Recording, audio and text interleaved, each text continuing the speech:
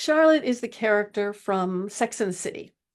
It's not for newbies, but if you remember any of that, Charlotte's a beautiful woman, and they all were dressed up and had money because they had great jobs, and they were high performing women and awesome and caring, and they loved each other and a good group of friends.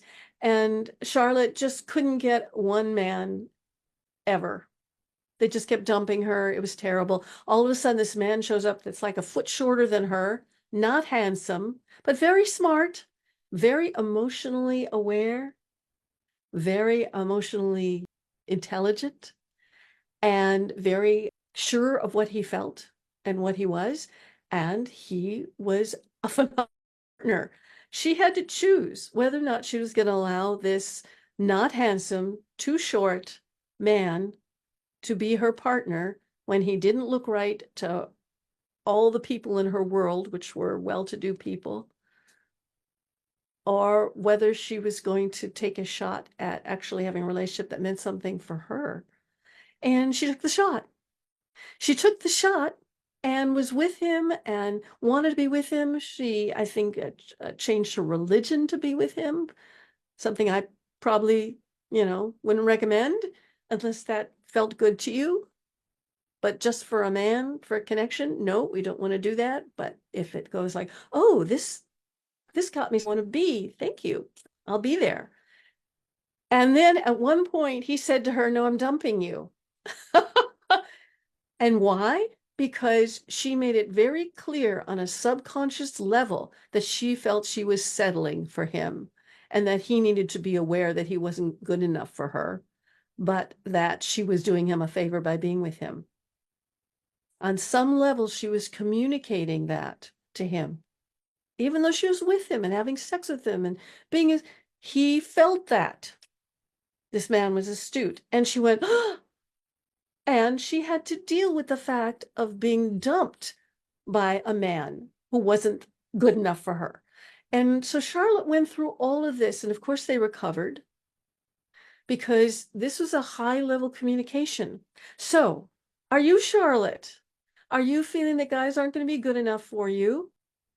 Are you looking for a magazine ad? Are you looking for somebody that's Instagram ready?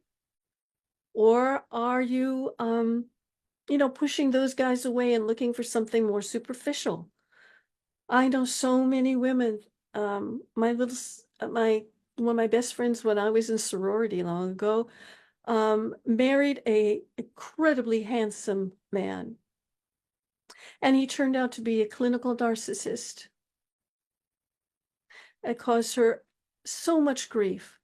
But she was certainly proud to have, him holding her arm for a very long time. You have to decide how important that is for you. And I get letters about this all the time. So that is the Charlotte story. And what I'm here for you is don't deliberately pick a man who you would normally push aside because of his looks or his money or this, that, and the other, because you think that he's going to be better, because he's not. He may be worse. You're going to have to trust your inner self by practicing and opening and testing and hearing him and not going over to the other side, the masculine side of trying to figure it out or negotiate with him or have clever conversations with him or discussions about commitment or discussions about prenups or discussions about anything. You have to stay with what you want. I want a prenup because I am afraid that if I give myself to you and then we split up, I'm not going to be able to take care of myself and I will resent you. And I'm afraid that I won't be able to completely give myself over to this relationship. I want to be in there 100%. I need a prenup in order to be in there 100%. That's all I know. You don't have to negotiate it. I just need to feel it right. We give ourselves, yes. I see so much stuff in the questions. Oh, yes. Well, in Sex and the City, we talk about Carrie. Carrie's involvement with Mr. Big, that was the major story. I mean, it leaves her at the altar.